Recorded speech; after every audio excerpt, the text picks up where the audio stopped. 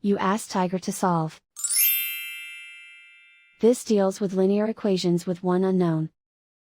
The final result is n equals 10. Let's solve it step by step. Group all n terms on the left side of the equation. Subtract 5n from both sides. Group like terms. Simplify the arithmetic. Group like terms. Simplify the arithmetic. Group all constants on the right side of the equation. Subtract 14 from both sides. Simplify the arithmetic.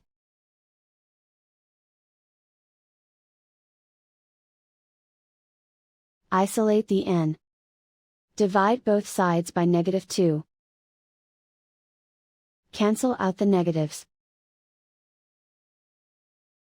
Simplify the fraction. Cancel out the negatives. Find the greatest common factor of the numerator and denominator.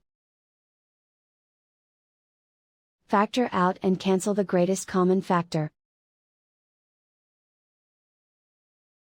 And so the final result is n equals 10.